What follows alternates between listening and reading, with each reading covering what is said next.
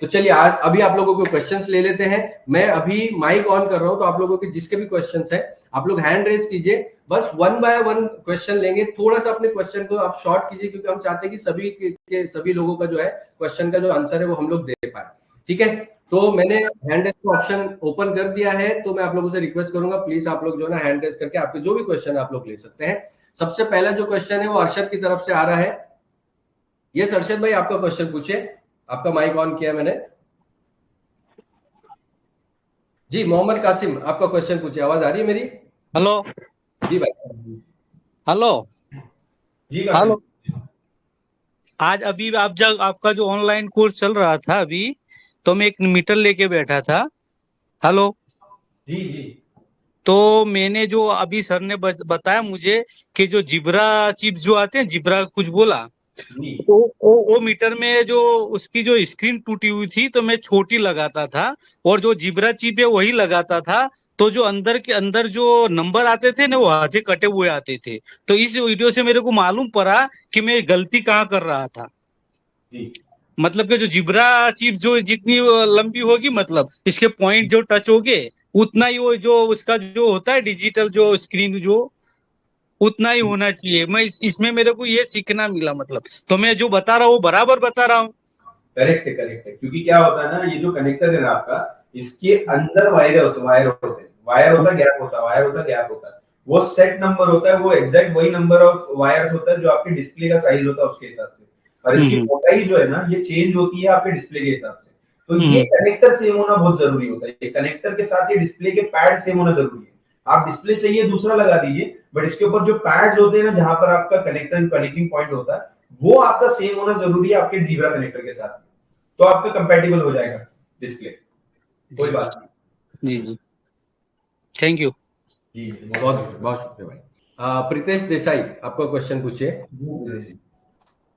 प्रीतेश देसाई, आपका mic on कर दिया है, क्वेश्चन पूछिए प्लीज। हाँ सर, मेरे को एक डाउट है। ये पोलराइज फिल्म आप सर बोला था ना, जो डिस्प्ले का ऊपर आता है, वो किधर से परचेज कर सकते हैं और किधर मिलेगा? मतलब कोई आप वेबसाइट? जी, आप सिंपली आपके नजदीकी जो भी मोबाइल रिपेयरिंग का सामान देता है ना, tablet repairing, mobile repairing, laptop repairing का, बिकॉज हर एक डिस्प्ले जो आता है, सारे डिस्प्ले के ऊपर पोलराइजर कंपलसरी होता है। वो कहीं पर भी आप जाएंगे वहां से आप परचेज कर सकते हैं। और वो परचेज करने के बाद में आपको सिर्फ अपने बोर्ड को ऑन करके उस फिल्म को ऐसे चिपकाने से पहले से टच करके देखना है कि वो दिख रहा है।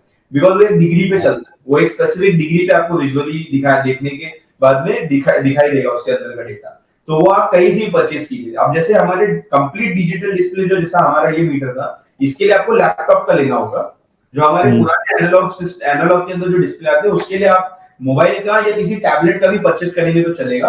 बिकॉज हमको वो परचेज करके उसको कट करना होता है, उसमें से कट करके फिर हम स्टिक करते हैं। तो कोई भी जो आपका मोबाइल रिपेयरिंग का सामान देता है, ठीक है, हम्म। चार्जिंग सॉकेट्स उसके पास मिलते हैं, पोर्ट्स मिलते हैं, वो बंदे के पास आपको पोलराइजर फिल्म 100% मिल जाएगा।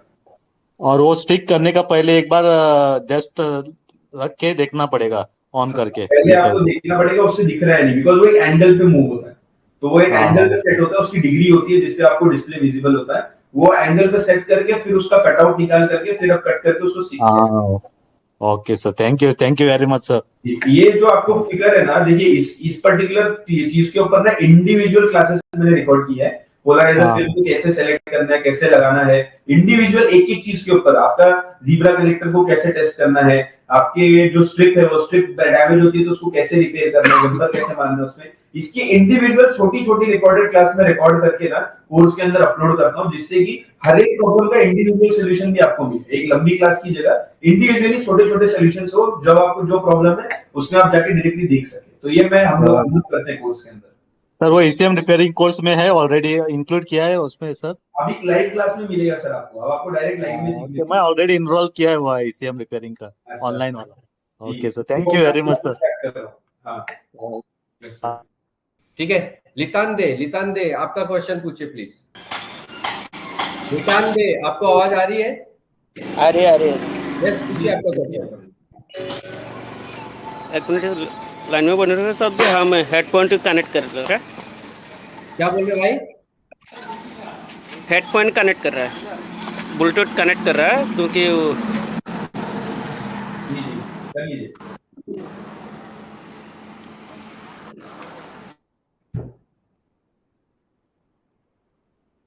ओके, तो जिन्होंने हैंड रेज किया है ना, प्लीज आप लोग अपना हैंड रेज ही रखिए। हाँ हाँ हम बोलिए। लोग कोशिश करेंगे सब लोगों का क्वेश्चन का आंसर देने के लिए। यस लितांदे जी बोलिए, आपने कट कर दिया। सलमान आपका क्वेश्चन पूछिए।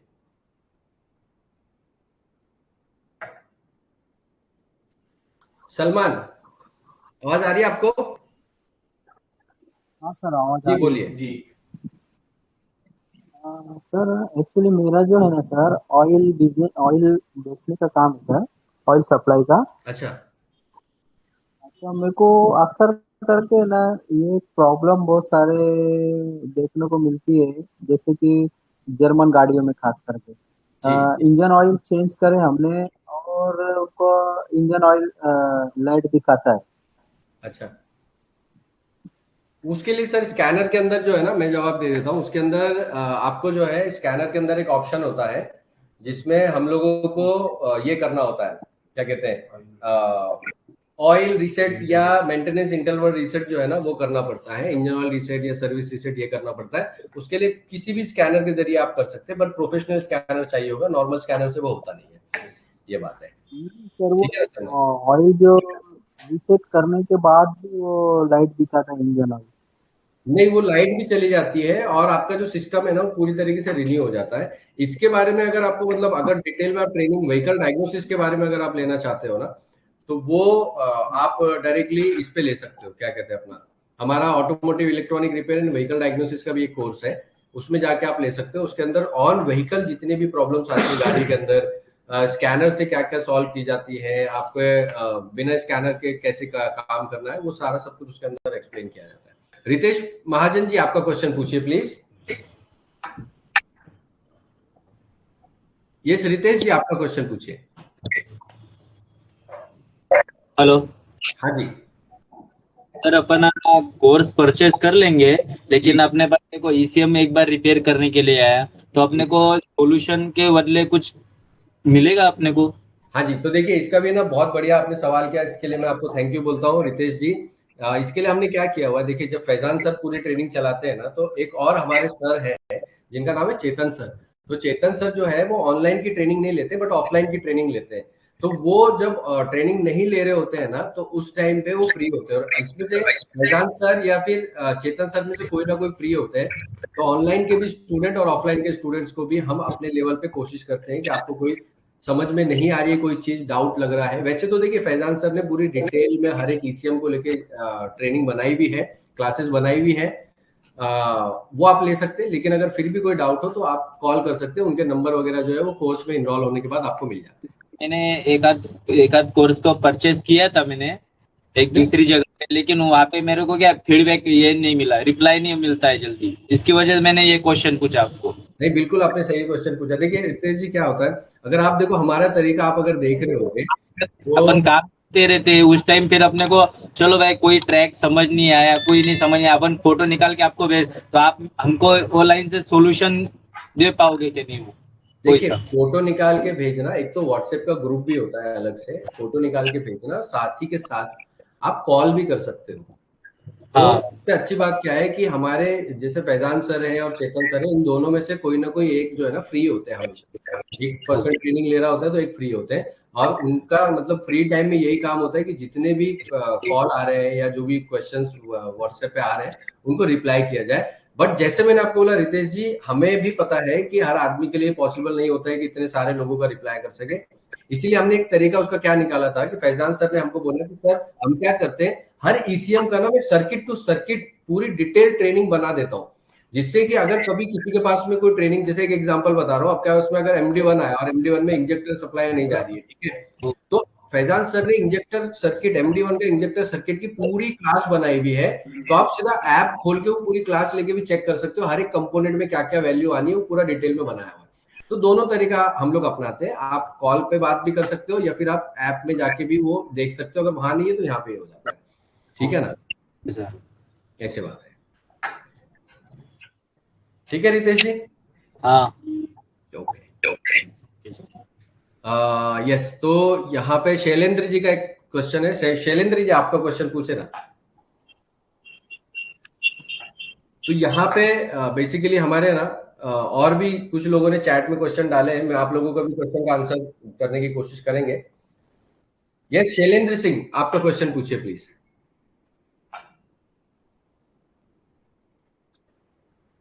शैलेंद्र जी, आपका माइक ऑन किया हुआ है, क्वेश्चन पूछिए प्लीज। सर मेरा क्वेश्चन यही था, एसएमके रिपेयर का वीडियो बोल रहा। कौन से एसएमके का? यस सर, और स्मार्ट की। ओके, तो एसएमके का जो ट्रेनिंग है ना, वो इसके एसएमके का ट्रेनिंग भी हम लोग इंक्लूड कर रहे हैं, यही ईसीएम रिपेयरिंग एंड रीप्रोग्रामिंग किया हुआ। और ऑलरेडी उसके अंदर जो है ना एसएमके का वीडियो नहीं है। देखिए मैं आपको समझाता हूँ, हमने क्या किया है कि पूरी क्लास होती है और एक टॉपिक के ऊपर कई बार 3-3, 4-4 क्लास, यानी 8 से 10 घंटे की क्लास चलती है, 2-2 घंटे करके। तो आपको पूरा टॉपिक डिटेल में कवर किया जाता है, ऊपर से कोई भी चीज कवर नहीं की जाती, ऐसी बात है शैलेंद्र जी। तो ईसीएम रिपेयरिंग एंड रीप्रोग्रामिंग का जो कोर्स है उसके अंदर एसएमके ऑलरेडी इंक्लूड किया हुआ है, उसके ऊपर ट्रेनिंग चल चुकी है और सर ने पूरी recorded circuit to circuit explanation उसके अंदर दिया हुआ है। ठीक है सर मेरा क्वेश्चन एक और था जी। मेरे को कुछ टूल परचेज करने थे, तो उसका टेक्निकल सपोर्ट मिलेगा? टेक्निकल टूल परचेज, देखिए मैं आपको बताता हूँ, आप ईसीएम रिपेयरिंग के जो भी टूल आप यूज करेंगे उनको लेके आपके कोई भी डाउट है, कोई चीज समझ में नहीं आ रही, उसका पूरा टेक्निकल सपोर्ट आपको हमारी तरफ से मिलेगा, कोई दिक्कत नहीं है। ठीक है ना Shailendra ji? Okay sir, thank you. जी जी, क्योंकि उनकी ट्रेनिंग भी आपकी होती है, तो हम लोग कोशिश करते हैं कि हर एक टूल की आपकी जो है ट्रेनिंग हम लोग दे दें। एक नेहल जी का क्वेश्चन है, नेहल जी का क्वेश्चन ले लेता हूँ। यस नेहल जी, आपका क्वेश्चन पूछिए। हेलो। यस नेहल जी बोलिए। सर मेरा ये है कि डिस्प्ले ऑन किया था सर, इसमें 3 वायर लगाया था, तो 3 वायर, 2 वायर में कितनी सप्लाई जाएगी? एक तो ग्राउंड हो गया, यस, तो 2 वायर, 3 वायर लगा, 2 वायर में सर कितनी सप्लाई जाएगी? दोनों में सेम सप्लाई जाएगी? कौन सा कंट्रोल मॉड्यूल मीटर, कौन सा क्लस्टर मीटर कौन सा है? नहीं, आपने अभी जो आपने ऑन किया था उसमें इसकी आप बता दें। तो 2 पावर सप्लाई 2 12 वोल्ट्स होते हैं और एक ग्राउंड होता है। इतना सप्लाई देने के बाद में क्लस्टर मीटर एक्टिवेट होता है। दोनों को एक साथ ही दे सकते हैं, कोई एक ही वायर से दे सकते हैं? ओके, हाँ, तो हाँ, no problem। मैं थोड़ा सा यहाँ पे सर ऐड करना चाहता हूँ। ठीक है, देखिए किसी भी कंट्रोल मॉड्यूल को अगर आप चाहते हो कि वो ऑन हो, नॉट कम्युनिकेट हो, अगर कोई भी कंट्रोल मॉड्यूल आप चाहते हो कि ऑन हो, तो बस आपको 3 वायर के बारे में पता करना होता है। सबसे पहले होता है मेन वोल्टेज, जो कि डायरेक्ट आपका टर्मिनल 30 से आती है, 12 वोल्टेज डायरेक्ट जो आती है। इसके बाद होता है इग्निशन, जब आप इग्निशन ऑन करते हो तो आपका डिस्प्ले ऑन होता है, तो इग्निशन में भी 12 वोल्टेज। तो फैजान सर ने जो 2 वोल्टेज बोली, उसमें एक मेन वोल्टेज और एक 12 वोल्टेज आपका इग्निशन होता है। और इसके बाद ग्राउंड, ये तीनों आप दोगे ना, तो आपका जो कोई भी कंट्रोल मॉड्यूल, चाहे वो डिजिटल मीटर हो, चाहे वो कोई भी एबीएस हो, एयरबैग हो, ये ऑन हो जाता है। इसके बाद कम्युनिकेशन शुरू करने के लिए, काम शुरू करने के लिए बाकी के पिंस की आपकी जरूरत पड़ती है। ठीक है, तो आई होप आपके क्वेश्चन का आंसर जो है। Thank you. जी जी, ओके। तो यस, नेक्स्ट सीताराम जी का क्वेश्चन। यस सीताराम जी, आपका क्वेश्चन पूछिए। हेलो सर, नमस्कार। नमस्ते नमस्ते सीताराम जी, बताइए। सब ठीक है सर। अब ज्वाइन होने में लेट हुआ सर, मैं भी एक मीटर रिपेयर कर रहा था, वो स्विफ्ट डिजायर का। अच्छा, हाँ, वो सक्सेस हो गया। एक मैं दूसरे मीटर पे फंसा हुआ हूँ सर, इसीलिए। एक टोयोटा जम्बो आइस 15 मॉडल का था सर, उसका बैटरी वो लोग ने, इंजन मिस्त्री लोग ने उल्टा जोड़ दिया और उसका इश्यू और वो मीटर भी उड़ा दिया वो लोग ने। मैंने इश्यू का 2 डायोड्स चेंज करके वो इश्यू, गाड़ी भी स्टार्ट हो गया, लेकिन वो मीटर में साइलाइट ही नहीं जल रहा है सर। मीटर खोल के देखा, एक आईसी उड़ा हुआ है सर, वो उसका नंबर और कुछ नहीं दिखा रहा है सर, बहुत जला हुआ है। साइलाइट में साइलाइट नहीं बोल रहा है सर, वही मीटर से ही कंट्रोल होता है सर।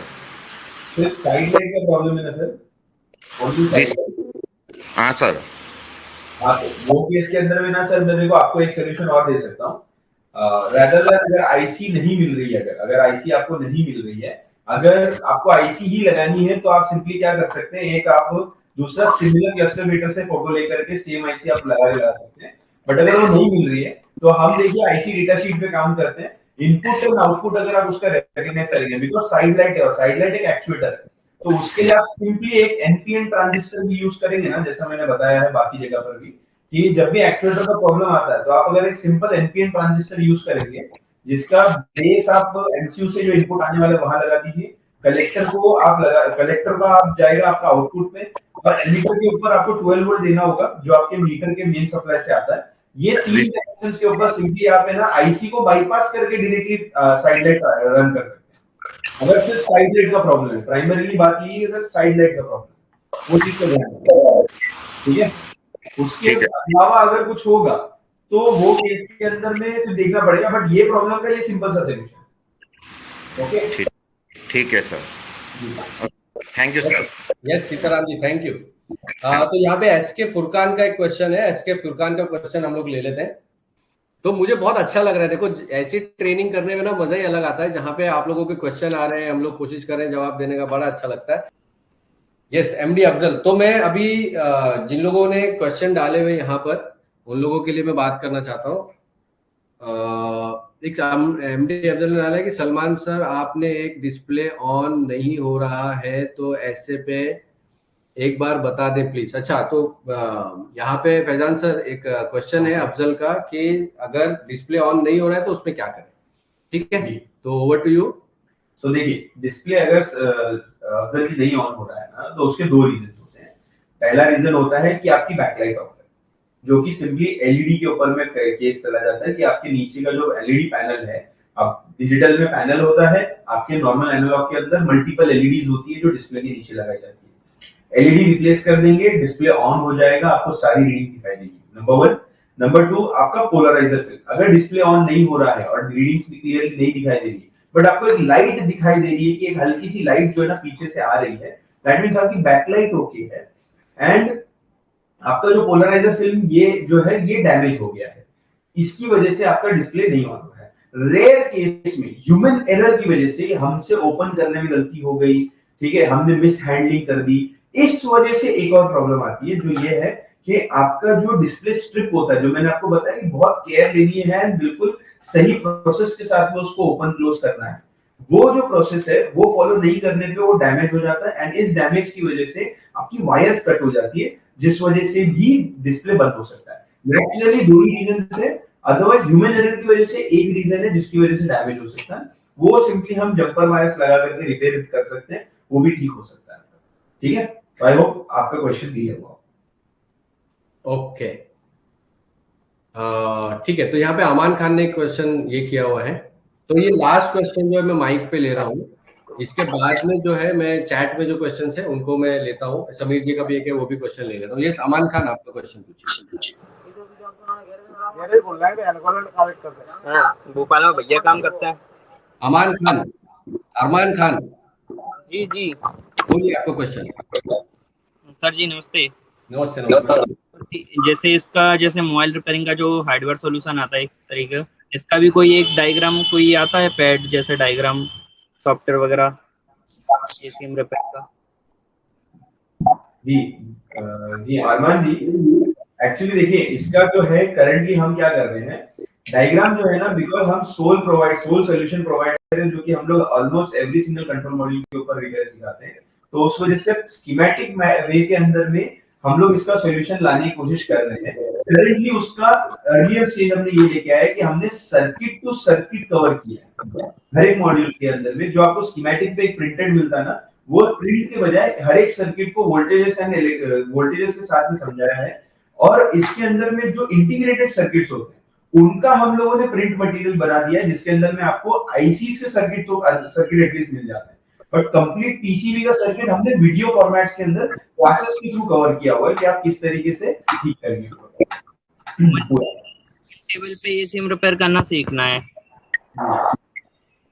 तो मैं ये जैसे मोबाइल रिपेयरिंग के फील्ड में हूँ अभी, मैं प्रेजेंट पोजीशन में मोबाइल रिपेयरिंग का काम करता हूँ, हार्डवेयर का और प्रोग्रामिंग वगैरह सब। तो इसमें मैं था जैसे बोर्नियो एस्टिमेटिक आता है मोबाइल रिपेयरिंग का, इस तरीके का वगैरह इसका भी कोई ऐप आता है क्या, जिससे उसको रीड कर लो स्टेप बाय स्टेप, डायग्नोस करने आसानी रहती है उससे एस्टिमेटिक। तो अरमान भाई आपका क्वेश्चन मैं समझ गया। जैसे आप मोबाइल रिपेयरिंग कर रहे हो, मोबाइल रिपेयरिंग के काम में एक बहुत अच्छी बात होती है कि डिटेल जो है ना अपने को स्कीमेटिक मिल जाता है। आपके 3-4 सॉफ्टवेयर होते हैं जिसके अंदर आप आईसी के नंबर डाल के आपको आईसी के डेटा शीट भी मिल जाती है, बट अनफॉर्चुनेटली ऑटोमोबाइल में ये सबसे बड़ी चैलेंज होता है हमारे लिए कि हमें स्कीमेटिक जो है वो मिलते नहीं है। लेकिन अभी हम क्या कर रहे हैं, अभी हमारी कोशिश चल रही थी कि सबसे पहले तो पिन आउट भी नहीं मिलते थे इंडिया में। किसी भी ईसीएम के या किसी भी कंट्रोल यूनिट के। इंडिया में सबसे पहले पिन आउट भी हमने देना शुरू किए थे, तो पिन आउट हो गए। अब हम लोग स्कीमेटिक पे भी जा रहे हैं। फैजान सर क्या करते हैं कि उसमें ना सर्किट टू सर्किट स्कीमेटिक जो है वो डाल देते हैं, जिससे कि अगर समझ लीजिए मीटर के 3-4 सर्किट हैं तो तीनों चारों के सर्किट जो बना दिए। अब जो चैलेंज क्या होता है, चैलेंज ये होता है कि इंडिया के अंदर जो है ना करीब करीब 270 से ज्यादा कार की वेरिएंट, बस की वेरिएंट वगैरह चलती है, और मीटर क्या है, हर बार हर मीटर में प्रॉब्लम आती नहीं, कंपनी इसका कोई मटेरियल प्रोवाइड करती नहीं है। लेकिन क्योंकि जैसे आप ऑलरेडी मतलब आप अपना मोबाइल रिपेयरिंग करते हो तो आपका इलेक्ट्रॉनिक वगैरह अच्छा है, अगर आप ईसीएम यानी ऑटोमोबाइल कंट्रोल यूनिट को समझ लेते हैं ना, तो उस केस में स्कीमेटिक जो है हमारे लिए उतना इंपॉर्टेंट नहीं होता है जितना मोबाइल में होता है, क्योंकि मोबाइल एक्चुअली में बहुत इंपॉर्टेंट होता है। आपका जो बोर्ड होता है वो हाईएस्ट लेवल ऑफ कंप्यूटर होता है, बट कार का जो कंप्यूटर होता है वो उतना ज्यादा मतलब टेक्निकली उतना एडवांस्ड कंप्यूटर नहीं होता है, तो बिना स्कीमेटिक के भी उसके ऊपर काम किया जाता है। बस जो जरूरत होती है वो ये होती है कि आपका अंडरस्टैंडिंग ऑटोमोटिव सर्किट्स के ऊपर अच्छी होनी चाहिए। जैसे मेरे पास कुछ टूल है, मतलब जैसे माइक्रोस्कोप हुआ, डीसी पावर सप्लाई हुई 30 वोल्ट वाली, और आयरन का मल्टीमीटर है, अच्छा डायग्नोस वगैरह करना तो मुझे अच्छी तरीके से आता है, हैंड स्किल अच्छी है, सारे कंपोनेंट की नॉलेज है, जो मॉसफेट ट्रांजिस्टर जितने भी होते हैं थ्योरी के साथ पता है मुझे, स्टेप बाय स्टेप किस तरीके से उसकी थ्योरी होती है, ये सारी चीजें। बस ये समझ में नहीं आता, मतलब ये ईसीएम का काम करने के लिए हार्डवेयर के लिए कुछ सॉफ्टवेयर का बॉक्स भी लेना पड़ेगा या कुछ हार्डवेयर ओनली इन्हीं टूल से कर सकते हैं? ओके, तो मैं देखिए समझा देता हूँ। हमारे ना करीब करीब मेरे 200 से ज्यादा अपने प्लेटफॉर्म पे ऐसे लोग हैं जो ऑलरेडी मोबाइल रिपेयरिंग का या फिर जैसे एसी के बोर्ड होते हैं ना उनके रिपेयरिंग का काम करते थे, और अभी हमारी फील्ड में आके ऑनलाइन में ट्रेनिंग ले रहे हैं। तो जो फर्क होता है ऑटोमोबाइल के बोर्ड में और जो आपके नॉर्मल बोर्ड में, वो फर्क ये होता है कि आपका जो मोबाइल होता है, मोबाइल का जो इनपुट होता है वो हमारे टच से होता है, राइट। हम जो भी मोबाइल से चाहते हैं वो हमारे टच से होता है, पर कार के अंदर जो कंट्रोल मॉड्यूल्स होते हैं उनके इनपुट मल्टीपल जगह से आते हैं। जैसे इंजन के अंदर करीब करीब 6 से 8 मॉड्यूल, 6 से 8 आपके ये होते हैं सेंसर्स होते हैं, फिर उसको एक्चुएटर अलग अलग होते हैं, तो इनपुट आउटपुट जो है यहाँ पर मल्टीपल जगह से आता है। तो हमें ये समझना होता है इनपुट कहाँ से आ रहा है, आउटपुट कहाँ से आ रहा है, ठीक है। वैसे ईसीएम हो गया, मीटर हो गया। अब जैसे मीटर में जो आप डिस्प्ले देख रहे हो, नॉर्मल कोई भी आदमी देखेगा तो सोचेगा कि ये जो डिस्प्ले है वो टीवी की तरह ही है, बट टीवी का जो इनपुट आता है वो एक रिमोट के जरिए आता है, जिसके अंदर करीब 20 से 30 ये होते हैं। लेकिन आपका जो कार का जो डिस्प्ले होता है, कार के जो डिस्प्ले पे आपको लाइटें दिखाई देती है, जो भी इनपुट आपको फ्यूल गेज दिखाई दे रहा है, नीडल दिखाई दे रहा है, ये इनपुट कार के मल्टीपल कंट्रोल यूनिट से आता है, यानी और अलग कंट्रोल यूनिट से आता है वाया कैनवस। तो ये पूरा का पूरा सिस्टम जो है ना हमें उस तरीके से समझना पड़ता है, और इसीलिए हम कहते हैं कि ये है इलेक्ट्रॉनिक रिपेयर की training, but automotive electronic repair की ट्रेनिंग है। तो आपकी ऑटोमोटिव इलेक्ट्रॉनिक रिपेयर की ट्रेनिंग अगर आपकी समझ अच्छी हो जाती है, जैसे इंजेक्टर का सर्किट कौन सा होता है, इंजेक्टर के सर्किट में कंपोनेंट कौन से यूज किए जा रहे हैं, आईसी कौन सी यूज की जा रही है, आपके ऑसिलेटर वगैरह उसमें यूज किए जा रहे हैं, तो कौन से सर्किट किए जा रहे हैं, आपका थ्रॉटल बॉडी किसके लिए ऑन होती है, थ्रॉटल बॉडी क्या होती है, गाड़ी पे क्या असर पड़ता है, सिम्टम क्या आएंगे, कस्टमर की कंप्लेंट क्या आएगी, हमें क्या सोल्यूशन निकालने हैं, हमें किस प्रॉब्लम का सोल्यूशन देना है, ये सब कुछ जो है वो इस कोर्स के जरिए हम लोग क्लियर करते हैं। मेरा बस यही डाउट था, जैसे कोई भी फॉल्ट आता है तो उसको समझना, मतलब पूरा स्टेप बाय स्टेप फॉल्ट आते हैं तो वो कहाँ से शुरुआत करनी है, फॉल्ट को कैसे पकड़ना है, कौन फॉल्ट आ रहा है, उस सेक्शन को बस समझना है। मतलब सारे सेक्शन अलग अलग होते हैं, जैसे मेन तो सीपी होता है, जैसे बिल्कुल मास्टर होता है, उस तरीके से सारे जो स्लैब होते हैं उस तरीके से काम, बस फॉल्ट समझना है। इस तरीके से मैं सोच रहा था क्लास लेने की। बिल्कुल बिल्कुल, आप डेफिनेटली लीजिए, और अच्छी बात क्या है कि देखिए ऑनलाइन में उतने खर्च भी नहीं होते हैं, तो आपको डेफिनेटली फायदा होगा। 120 से ज्यादा सर की रिकॉर्डेड क्लासेस है, प्लस हफ्ते में 2 दिन लाइव चलती है। आपके पास अगर कोई बोर्ड आ रहा है, आपको कोई और डाउट्स आ रहे हैं, तो आप उसके ऊपर काम कर सकते हैं डेफिनेटली। ये टूल है, इन्हीं से काम हो जाएगा या और भी लेना पड़ेंगे? हार्डवेयर लेवल पे आपको कुछ भी लेना नहीं होगा, हार्डवेयर लेवल पे आपके साथ सामने सारी मशीनरी है। हाँ, सॉफ्टवेयर लेवल पे कुछ चीजें ऐड करनी पड़ती है, वो जो है ट्रेनिंग में, मतलब जैसे कि प्रोग्रामर होता है, अपने को एमसीयू का डेटा और ईप्रोम का डेटा निकाल के रीड राइट करना पड़ता है, उसके लिए प्रोग्रामर चाहिए होते हैं। फिर आपका स्कैनर होता है, वो हमको चाहिए होता है। तो ये सारा ट्रेनिंग, बट ये स्टार्टिंग में जरूरत नहीं पड़ती है। ईसीएम रिपेयरिंग का जो काम है, मैं सब लोगों को ये बोलना चाहता हूँ, ईसीएम रिपेयरिंग के काम में 60% हार्डवेयर प्रॉब्लम्स होती है, 20% आपकी आईसी रिलेटेड प्रॉब्लम होती है, और सिर्फ 20% प्रॉब्लम सॉफ्टवेयर रिलेटेड होती है। तो अगर आपका हार्डवेयर अच्छा है तो 60% प्रॉब्लम तो आप ऐसे सॉल्व कर लोगे। बाकी बची 40%, जिसमें से 20% जो है वो आपकी आईसी वाली है और 20% वाली आपकी सॉफ्टवेयर वाली है। तो ये एक अच्छी बात होती है। अच्छा, एक चीज मैं आपको बता दूं, ये मेरे अनुभव से मैं क्यों बता रहा हूँ, क्योंकि मैं व्हीकल डायग्नोस्टिक टेक्नीशियन हूँ। मैं गाड़ियों में आने वाली प्रॉब्लम को सॉल्व करना जानता हूँ, डायग्नोस करना जानता हूँ। लेकिन हमेशा हमें भी ये लगता था कि बोर्ड में ज्यादा प्रॉब्लम होती है, लेकिन जब हमने एक्चुअली में ट्रेनिंग सेंटर चालू किया और फैजान सर से जब हम मिले तो हमें भी ये रियलाइज हुआ कि बोर्ड की प्रॉब्लम तो उतनी ज्यादा आती नहीं है। जो ज्यादातर प्रॉब्लम होती है वो बोर्ड पे हार्डवेयर रिलेटेड, यानी शॉर्टिंग हुई है, लाइन ट्रैकिंग गया हुआ है, कौन से सर्किट को ट्रेस करना है, लेयर्स होती है, मल्टीपल लेयर, आपको तो पता ही है।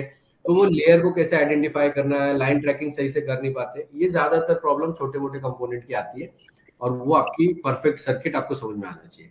ठीक है ना अरमान जी? थ्योरी में सारा सब कुछ रहेगा।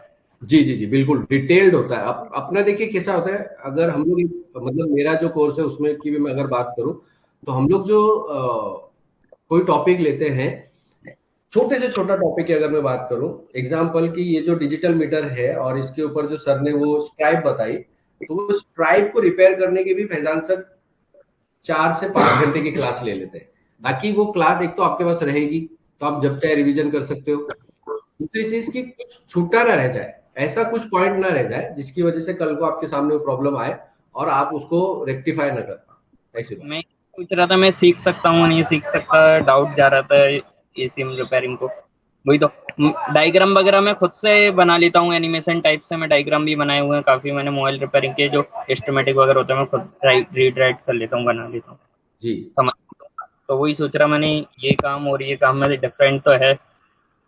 नहीं डेफिनेटली अगर आप इलेक्ट्रॉनिक बैकग्राउंड से हैं तो आप 100% सीख सकते हैं, कोई इशू नहीं है। दो ही शर्तें होती है देखिए हमारी, हम लोग ऐसा नहीं है कि हर किसी को इन्वॉल्व कर लेते हैं। दो ही लोग, एक तो जिस पर्सन का इलेक्ट्रॉनिक का बैकग्राउंड है या जिस पर्सन का ऑटोमोबाइल का बैकग्राउंड है, तीसरे पर्सन को हम लोग जो है ना जनरली हमारे कोर्स में इन्वॉल्व करते भी नहीं है। लाइफ टाइम वीडियो मिलती है सर जी, या कुछ मंथ के लिए, मतलब एक्सेस 1 ईयर के लिए ओनली, 3 मंथ के लिए? नहीं, जैसे मैंने अभी आपको थोड़ी देर पहले बताया था, 3 मंथ्स के लिए भी है, 1 ईयर के लिए भी और लाइफ टाइम के लिए भी। तो हम जनरली कहते हैं कि आप 3 मंथ से शुरू कीजिए, अगर आपको सही लगेगा ना तो आप आगे कंटिन्यू कीजिए। ठीक है, तो जो ट्रेनिंग है आपकी वो 3 महीने में मुकम्मल होती है, यानी कंप्लीट होती है। जी ये बात है। ठीक है ना? ठीक है सर जी, थैंक यू। जी, welcome. Okay, Sameer ji, Sameer Maiti, yes, आपका क्वेश्चन पूछिए प्लीज। तो देखिए, आई थिंक बहुत सारे लोग अभी भी रुके हुए हैं। क्वेश्चन जो है वो बहुत इंपॉर्टेंट होते हैं, इसलिए हम लोग हर बार कोशिश करते हैं क्वेश्चन लेना। तो थोड़ा लंबा भी चला तो कोई प्रॉब्लम नहीं है, हम चलने देंगे। बस आप लोगों का जब तक डाउट्स है वो क्लियर कर सकते हैं। ठीक है, यस समीर जी बोलिए आपका क्वेश्चन। नमस्ते सर। जी नमस्ते सर। समीर जी बोलिए। कैसे है बोलिए, तीनों शहर को एक ही साथ में तो मिल रहा है आज, चेतन शहर को भी, फैजन शहर को भी एक ही रूम में। हाँ आज, यस, तो फैजान सर भी यहाँ पर है। हाँ सर। सर कैसे है बोलिए सर। बहुत बहुत बढ़िया। अच्छा सर, बोल रहा हूँ कि सर अगर डिजिटल मीटर में हम काम करेंगे तो सेफ्टी के लिए एट फर्स्ट हम आपकी आवाज चली गई समीर जी।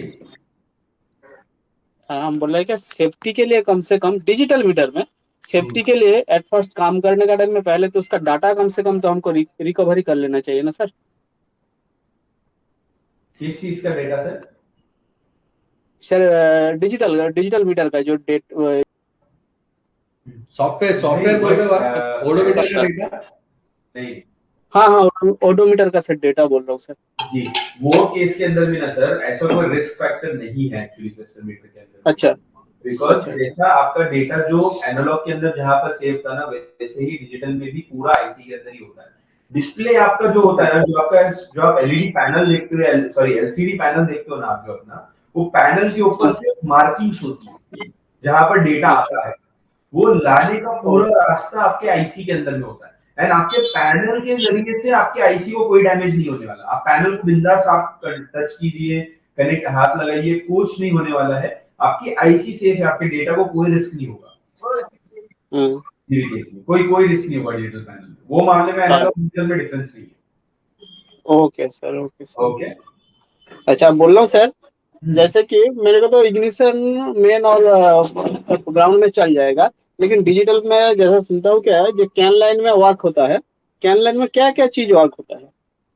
एक्चुअली डिजिटल मीटर में ना सर, सिर्फ डिजिटल ही नहीं, 2017 के बाद से ऑलमोस्ट जितने भी क्लस्टर मीटर है, 17 के बाद BS4 जब से आया, जितने भी क्लस्टर मीटर है, डिजिटल हो या एनालॉग हो, उनका कंप्लीट फंक्शनिंग जो है वो कम्युनिकेशन पे शिफ्ट हो चुका है।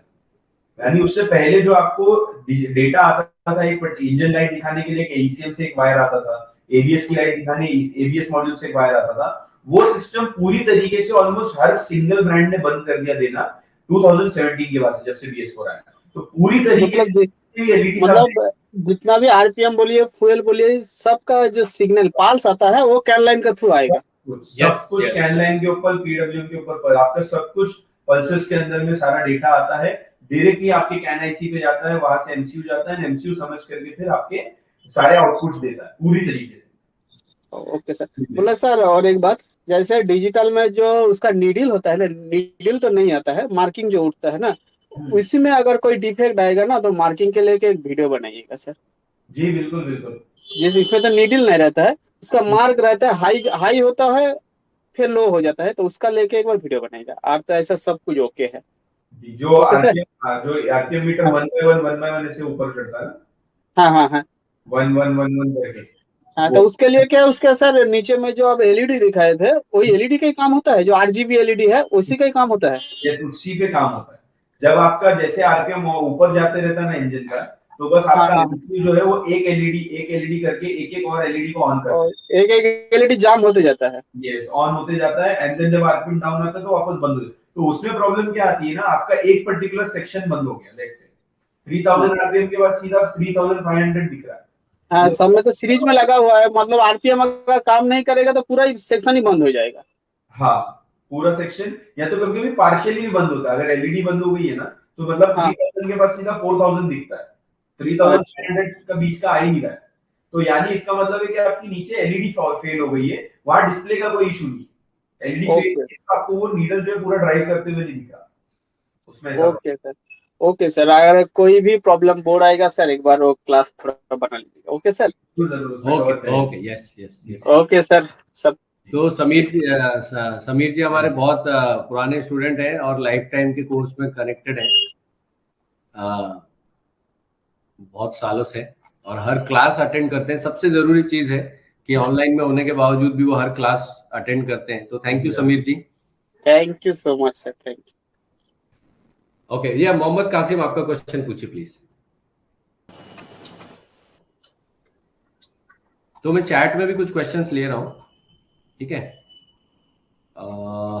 यस मोहम्मद कासिम, आपका क्वेश्चन पूछिए प्लीज। हेलो जी बोलिए। जी, आपके जो जितने कोर्स चल रहे हैं उसमें कोई बुक आप देते हो? तो इसका हमने तरीका क्या निकाला ना कासिम भाई, कि देखिए बुक क्या हो जाती है कि बुक में जो भी नॉलेज वगैरह हम लोग लेते हैं, उसमें क्या होता है कि जो आज मुझे आता है, मतलब आज 2025 तक मुझे जो आता है या जो भी ट्रेंड है मैं उसके अंदर डाल सकता हूँ। लेकिन जैसे जैसे समय बदलता है और जैसे जैसे नई नई चीजें आती है, तो उसमें कुछ ना कुछ नया आता रहता है और नए नए चैलेंजेस आते रहते हैं। तो बुक उस वजह से हमने जो है नहीं निकाला, क्योंकि कितने एडिशन हम लोग बुक के निकाल सकते हैं, वो भी बहुत मुश्किल होता है। एंड इसीलिए हमने क्या किया कि जो कोर्स है उसको हमने लाइफ टाइम के लिए भी दिया। और आपको एक चीज बताता हूँ, 1.5 साल हो गया हमारा ऑनलाइन चालू होके। हमने जो पॉइंट से कोर्स शुरू किया था अभी तक वो कंटिन्यू चल रहा है। हमारे स्टूडेंट लाइफ टाइम में जो कनेक्ट किए हैं, उन्होंने जब हमने शुरू किया था तो ECM के ऊपर ट्रेनिंग चालू की थी, उसके बाद में DCM पे आ गई, EPS पे आ गई, इमोबिलाइजर पे आ गई, SMK पे आ गई, डिजिटल मीटर पे आ गई, और अब मतलब फिर BS6 वगैरह आ गई। तो ये कैसा है कि अगर ये एक बुक निकाली होती तो ये पॉसिबल हो नहीं पाता। इसीलिए हमने एक ऑप्शन दिया कि अगर आपको लगता है कि कंटिन्यू आपको नॉलेज चाहिए, आपके पास रिवीजन रहे, तो आप जब लाइफ टाइम के लिए इनरोल करते हो ना, तो आपके फोन के अंदर हर एक टॉपिक जो भी आपने क्लास में लिया हुआ है वो हमेशा के लिए आपके फोन में होता है। तो आपको कहीं पे भी मतलब किसी बुक को रिफर करने की जरूरत नहीं है या किसी को पूछने की जरूरत नहीं। अगर आप भूल भी गए हैं, आप अपना फोन निकालिए, कौन से ECM पे आप काम कर रहे हो, जाइए उसका सर्किट पे ऊपर चेक कीजिए सर ने कौन सा क्लास बनाई हुई है, और वो क्लास आप आधे घंटे के लिए ले लीजिए और ये ECM बना लीजिए। और ज्यादातर जो हमारे स्टूडेंट है वो इसी तरीके से काम करते हैं, तो इस वजह से बुक बनाई नहीं है राकिब भाई। ओके जी। ओके, यस अरशद, आपका क्वेश्चन पूछिए और उसके बाद में मैं हैंड रेज का बटन बंद कर रहा हूँ क्योंकि चैट में बहुत सारे क्वेश्चन हैं, उनको हम पहले ले लेंगे। यस अरशद, आपका क्वेश्चन पूछिए। जी सर, मेरा एक क्वेश्चन था कि मैं काम करता हूँ, जैसे लग्जरी गाड़ियों का काम करता हूँ, वोल्वो हुई और बीएम हुई, ऑडी हुई, पोर्चे हुई, इन जी सब का, ये जगुआर वगैरह। हाँ तो जी। मैं अगर ये कोर्स करता हूँ, तो मतलब आपके पास कोई भी कोर्स लेता हूँ, तो उसमें क्या उन गाड़ियों का डाटा मिलेगा मुझे, तो देखिए, वायरिंग डायग्राम उनकी? वायरिंग डायग्राम में जब हमने शुरू किया था तो हमारी प्रायोरिटी थी कि हम लोग इंडियन ब्रांड्स को कवर कर रहे हैं, पर 2025 में मतलब 25 आते आते टाटा, महिंद्रा, मारुति, ये 3 ब्रांड का हमने मतलब मेजॉरिटी बहुत सारा डेटा ऑलरेडी कवर कर दिया है। इसके बाद में हम लोग जा रहे हैं टोयोटा, होंडा, ह्युंडई इसके ऊपर, और इसके बाद में हम लोग जाएंगे जो है BMW, Audi, Mercedes, Jaguar, land rover, ये सारी। तो एक चीज मैं आपको और अच्छा बताता हूँ अर्शद भाई, कि ऑन डिमांड आप लोगों को मिल सकता है, क्योंकि जैसे हमने ना ऑल डेटा का सब्सक्रिप्शन लिया हुआ है, उस केस में ऑल डेटा के ऊपर जो भी अवेलेबल है वो हम लोग आप तक पहुंचा सकते हैं, ठीक है। बट ये कि थोड़ा सा आपको मतलब एक आप पूछोगे तो थोड़ा सा समय देना होता है ताकि हम लोग डाउनलोड करके आप तक फाइल पहुंचा सके, और टीम उसमें आपको हेल्प करती है। पर हाँ, इसीलिए हमने क्या किया था, जो भी डेटा हमारा है, जितनी भी फाइल्स है, आप देखो उसकी कोई भी वैलिडिटी नहीं है, मतलब वो लाइफ टाइम के लिए आती है। आप वायरिंग डायग्राम लेते हो 249 रुपीज में, लाइफ टाइम के लिए है। आप कोई भी मटेरियल लेते हो, जो स्टडी मटेरियल हो गया या सर्विस मटेरियल हो गया, सारा लाइफ टाइम वैलिडिटी के साथ आता है, क्योंकि हम भी जानते हैं कि इसमें रेगुलर अपडेट होने वाला है, तो हम सब्सक्रिप्शन बेस पे नहीं चलाना चाहते थे। ये बात थी, ठीक है ना अर्षद भाई? अच्छा सर, मैं ये कह रहा आपका एक कोर्स कैन का है ना, उसमें जी, क्या फ्लेक्स, पीटी कैन या फ्लेक्स वगैरह का है उसमें कुछ?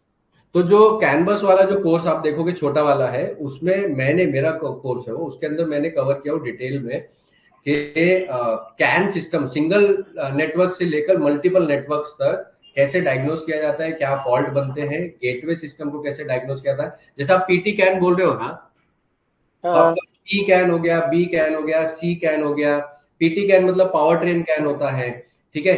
तो ये पी कैन एक लाइन है। अब आपकी जैगुआर देखोगे तो जैगुआर के अंदर 4 से ज्यादा नेटवर्क सिस्टम आते हैं, कभी कभी 6 भी आते हैं। तो वो नेटवर्क सिस्टम को हाँ समझना कैसे है, आपका कैन, लिन, मोस्ट, आपका लो स्पीड कैन, एलएच कैन बोलते हैं उसको, high speed can HS can बोलते हैं, इनको कैसे समझना है, ईथरनेट का कहाँ पे इस्तेमाल हुआ है, फाइबर ऑप्टिक्स का कहाँ पे हुआ है, आपका फ्लेक्स रे क्या होता है, डीओआईपी क्या होता है, कैन एफडी क्या होता है, ये सब मैंने उसके अंदर कोर्स में एक्सप्लेन किया है ये थियरेटिकल, अच्छा है। और वो छोटे से अमाउंट में मैंने डाला ताकि लोगों को इसकी भी नॉलेज मिल सके। ये बात है। मैं कह रहा हूँ सर, अगर मैं कोई कोर्स मतलब या ऐसा कोर्स चाह रहा हूँ जिसमें मुझे सारा ही कुछ मिल जाएगी, वो है, कोई अगर आप ऐसा? डायग्नोसिस से लेकर सीखना चाहते हो ना, तो मैं आपको दिखा देता हूँ, 2 मिनट दीजिए मुझे बस। वो हमारा एक कोर्स है जो है automotive electronic repair and vehicle diagnosis का, तो वो भी मैं आप लोगों को दिखा देता हूँ, ठीक है। एक सेकंड।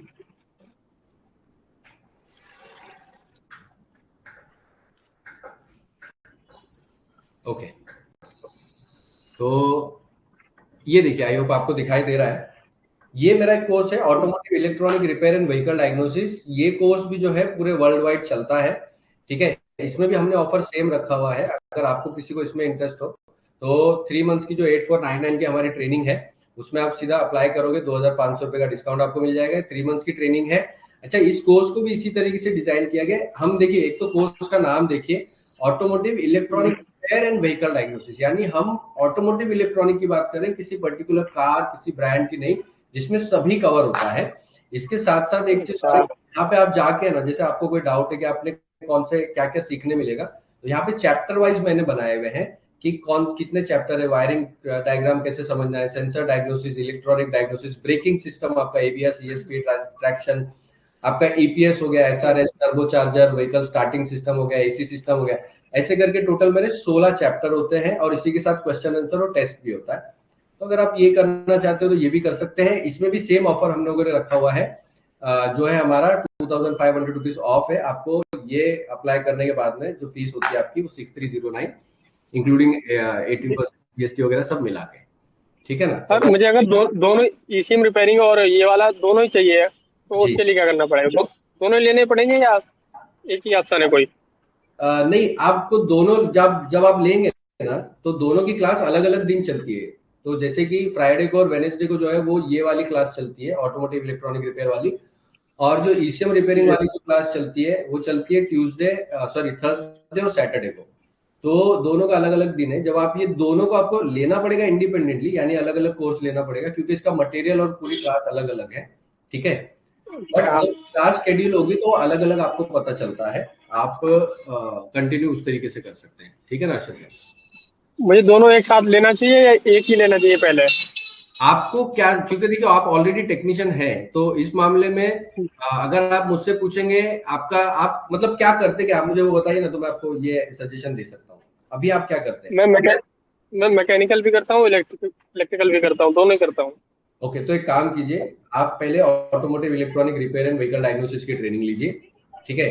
एक बार आप डायग्नोस्टिक टेक्निक में परफेक्ट हो जाते हो तो फिर आप ईसीएम रिपेयरिंग, क्योंकि देखिए दोनों काम अलग है। ईसीएम रिपेयरिंग का जो पूरा काम है मैक्सिमम ऑन व्हीकल होता है, सॉरी ऑन टेबल होता है, और व्हीकल डायग्नोसिस का जो काम है वो ऑन व्हीकल होता है। तो आप on vehicle diagnosis and automotive electronic repair से शुरू कीजिए। अगर आपको सही लगे 3-4 महीने बाद, 6 महीने बाद, 1 साल बाद, तो आप ईसीएम रिपेयरिंग का भी ले सकते हैं। ये टोटली आपके ऊपर है, ठीक है ना सर? मैं इसलिए पूछ रहा था कि मैं मतलब डायग्नोस तो मेरा अच्छा है, पर मुझे ऐसा लग रहा है कि जो गाड़ियां आ रही हैं आगे, मैं पीछे जा रहा हूँ, इसलिए मैं सोच रहा हूँ कि कोर्स चाहिए मुझे कोई। नहीं, बिल्कुल आप इसमें कनेक्ट कीजिए। हफ्ते में 2 दिन में लाइव होता हूँ, और उस वक्त हम क्वेश्चन आंसर लेते हैं। और पहले से जो है ना करीब 120 क्लास जो है, जैसे मैंने आपको चैप्टर दिखाया, आप अगर आज भी इनरोल करते हो तो आज रात से ही आप डेली एक क्लास, मेरा रिकमेंडेशन होता है आप डेली एक क्लास लीजिए। तो इस तरह आप हफ्ते में 6 से 7 क्लास लेते हैं, और लाइव जब मैं आता हूँ तो उस टाइम पे आपको कुछ डाउट है तो आप पूछिए, और वो डाउट चाहे किसी भी गाड़ी को लेके। देखिए मेरा जो एक्सपीरियंस है, मैंने मुंबई में मेरी ट्रेनिंग हुई है। मैंने जो डायग्नोसिस की ट्रेनिंग ली है वो वर्ल्ड की टॉप मोस्ट कंट्रीज से ली है, क्योंकि इंडिया में उस वक्त अवेलेबल थी नहीं। ऑटोमोटिव डायग्नोसिस को बहुत डिटेल लेवल पे मैं समझता हूँ, बट क्योंकि मुंबई में मैं रहा हूँ तो मेरी जो काम करने का जो मुझे मौका मिला है वो ज्यादातर प्रीमियम गाड़ियों पे ज्यादा मिला है, जिसमें ऑडी, BMW, ये सारी गाड़ियां होती है। तो उनको लेकर जितने भी नए सिस्टम होते हैं, जितने भी पार्ट्स होते हैं, उनके ऊपर मेरी अंडरस्टैंडिंग जो है वो अच्छी है, और उसी को बेस पे मैं ट्रेनिंग देता हूँ, जिससे कि कोई भी फरारी से लेके, मतलब मैं एक सिंपल एग्जांपल देता हूँ, फरारी से लेके मारुति तक आप किसी भी गाड़ी के इलेक्ट्रॉनिक सिस्टम पर डायग्नोसिस और इलेक्ट्रॉनिक रिपेयर का काम कर सकते हैं। चाहे वो नेटवर्क हो, चाहे वो पावर ट्रेन हो, बॉडी हो, चैसिस हो, नेटवर्क हो, ये चारों सिस्टम के ऊपर इस तरीके से, ठीक है ना? Thank you sir. जी जी। ओके, तो अभी भी मुझे बहुत अच्छा लग रहा है कि आज इतने सारे लोग अभी तक जुड़े हुए हैं, ठीक है। तो कुछ लोगों का क्वेश्चन मैं फैजान सर के लिए बोल देता हूं एक बार। रविकांत जी का एक क्वेश्चन है, sir Swift Dzire ABS 2017 model kilometer की नीडल नहीं उठ रही है और ना ही रीडिंग कम कर रही है, प्लीज हेल्प। ठीक है, तो फैजान सर इनका क्वेश्चन है कि 2017 का डिजायर का आपका नीडल नहीं उठ रही है किलोमीटर की, तो क्या प्रॉब्लम होगी? स्पीडोमीटर चली गई है बेसिकली, करेक्ट है। देखिए इसका सबसे पहले आपको ये देखना होगा कि आपकी गाड़ी के अंदर में लेफ्ट फ्रंट के एबीएस व्हील स्पीड सेंसर का फॉल्ट है क्या। अगर उसका फॉल्ट है तो ये प्रॉब्लम उस सेंसर के थ्रू आ रहा है। अगर उसका फॉल्ट नहीं है देन आपके इंस्ट्रूमेंट क्लस्टर के अंदर आपका जो गेज है वो गेज फॉल्टी है, ठीक है। आप सिंपली हेलो प्लेस कर दीजिए। Hello sir. हाँ रूबल जी, 1-2 मिनट हेलो सर। देखिए। हेलो। हाँ रूबल जी 2 मिनट दीजिए बस। Hello sir. हाँ 2 मिनट दीजिए। हेलो हेलो रूबल जी, आवाज आ रही है मेरी? हेलो हेलो, ठीक है, रूबल जी आवाज नहीं आ रही। Yes continue Faizan. ओके, तो जैसे मैं कह रहा था ना कि पहले आपको ये देखना होगा कि आपके right front wheel speed sensor का फॉल्ट कोड है क्या गाड़ी के अंदर। ओके, तो रविकांत जी का कहना है कि एबीएस की कोई लाइट नहीं है। एबीएस की लाइट नहीं, कुछ नहीं। हाँ, तो फिर आपके क्लस्टर मीटर में फॉल्ट है, तो डायरेक्टली आपका जो गेज है, गेज आप सिंपली रिप्लेस कर दीजिए। प्रॉब्लम नहीं सॉल्व होगा तो उसके डायरेक्टली माइक्रो कंट्रोलर से फॉल्ट आता है, फिर आपको माइक्रो कंट्रोलर रिप्लेस करना होगा सेम बोर्ड से, या तो आप सिंपली क्लस्टर मीटर आप रिप्लेस कर दीजिएगा। 2 ही पॉइंट है, उसमें सोल्यूशन आपका हो जाएगा उसका। ओके ओके, तो आई होप रविकांत जी आपको आपके क्वेश्चन का आंसर मिल गया। इसके बाद में सीताराम जी का है, सर फैजान सर ने बोला था मिनी डायग्राम बनाने के मैंने भी शुरू किया, thank you so much. Okay, thank you Sitaram ji, बहुत बहुत शुक्रिया। यहाँ पे ऋत्विक जी का कहना, रविकांत जी का कहना है कि मोटर भी एक्सचेंज कर चुके हैं। ओके, मोटर, हाँ, माइक्रो कंट्रोलर दिन सर। तो अगर आप मोटर चेंज कर चुके हैं तो फैजान सर का ऐसा कहना है कि आप उसका जो माइक्रो कंट्रोलर जो एमसीयू है उसको एक बार चेंज करके देखिए। एक और एक क्वेश्चन ले लेते हैं। सुब्रमण्यम जी का एक क्वेश्चन है, Pulsar BS6 speedometer not working, what is the solution, any board diagram? Okay, Pulsar BS6 speedometer आपका काम है। BS6 कौन सा है? 200? नहीं, वो नहीं लिखा है, पल्सर BS6 स्पीडोमीटर इतना ही लिखा है बस। ओके, स्पीडोमीटर आपका है नहीं, पल्सर के अंदर में पूरा एनालॉग है, अभी भी डिजिटल उसके अंदर नहीं आया हुआ है, तो एनालॉग का स्पीडोमीटर नहीं चल रहा है ना, तो अगर आपका गाड़ी का सब सिस्टम ओके है तो उसका अगेन उसके गेज से इशू है सर, क्योंकि वो जो सिस्टम है वो डायरेक्टली आपका कनेक्ट होता है जाके आपके व्हील से। अब मुझे ये, अच्छा एक मिनट, BS6 व्हीकल है ना, तो BS6 व्हीकल के अंदर में आपके क्लस्टर को जो है स्पीड का सिग्नल अगर नहीं आ रहा होगा, और स्पीड का सिग्नल आपका ECM से भी आता है गाड़ी बाइक के अंदर में, एंड दूसरा है जो आपके directly wheel speed sensor front side में जो लगा होता है उससे आता है। आपको देखना दोनों में से कहां से आ रहा है, एंड उसके अकॉर्डिंग अगर गेज आपका नहीं चल रहा है, अगर आपका गेज नहीं काम कर रहा है, देन गेज का सर एक ही सोल्यूशन, आपका मोटर ही चेंज कर दो। बाइक के अंदर में कोई अलग से सेपरेट सिस्टम नहीं आता है, आप गेज सिंपली चेंज कर देंगे गेज का मोटर, तो वो आपका मोटर चेंज करके प्रॉब्लम सॉल्व हो जाएगा। उसकी कॉइल जनरली जल जाती है, बाइक के अंदर कॉइल जल जाती है, जिस वजह से व्हील काम करना बंद कर देता है, उसका हाई रेजिस्टेंस होकर जल जाती है। ओके, ठीक है, तो आई होप आपके क्वेश्चन का आंसर मिल गया। वसीम बागवान जी का एक क्वेश्चन है, सर कई बार इलेक्ट्रिक वेल्डिंग करने पर भी क्लस्टर शॉर्ट होता है, बैटरी प्रोब दोनों निकालने पर इसका क्या सोल्यूशन है, और ये कैसा हुआ, मतलब क्या हुआ प्रॉब्लम, मतलब शॉर्ट हो जाता है, इलेक्ट्रिक वेल्डिंग करने पर क्लस्टर शॉर्ट हो जाता है।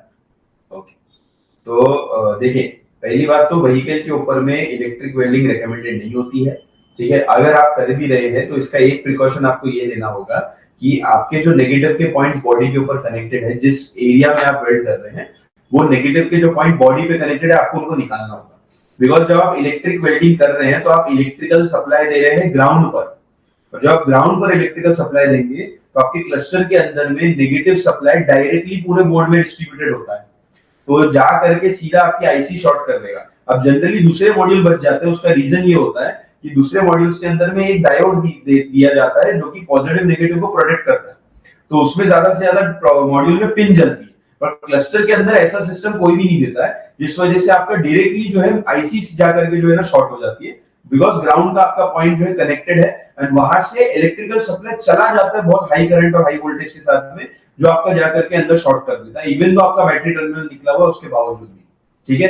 तो आप अगर करना चाहते, वैसे तो रिकमेंडेड नहीं होता इलेक्ट्रिक वेल्डिंग गाड़ी पे, बट अगर करने की जरूरत पड़ रही है तो आप उसके ग्राउंड पॉइंट्स को निकाल दीजिए गाड़ी के ऊपर से, जिसपे आपके मॉड्यूल को ग्राउंडिंग मिल रही है व्हीकल के ऊपर। ओके, तो आई होप आपके क्वेश्चन का आंसर मिल गया। एक और एक क्वेश्चन है ऑटोटेक अशरफ का, सर अगर इसके एमसीयू में खराबी आ गई जाएगी तो न्यू एमसीयू लगाने के बाद प्रोग्रामिंग करना पड़ेगा क्या?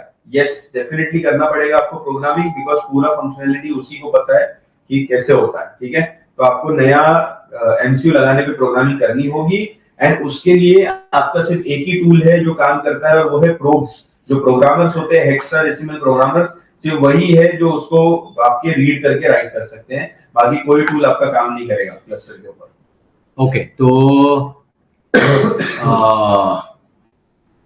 यहाँ पे मोहम्मद कासिम का क्वेश्चन है, एनालॉग मीटर जो नीडल द्वारा यूनिट मीटर दिखाता है उसे एनालॉग मीटर कहते हैं। अच्छा, इन्होंने यहाँ पे लिखा हुआ है, तो थैंक यू।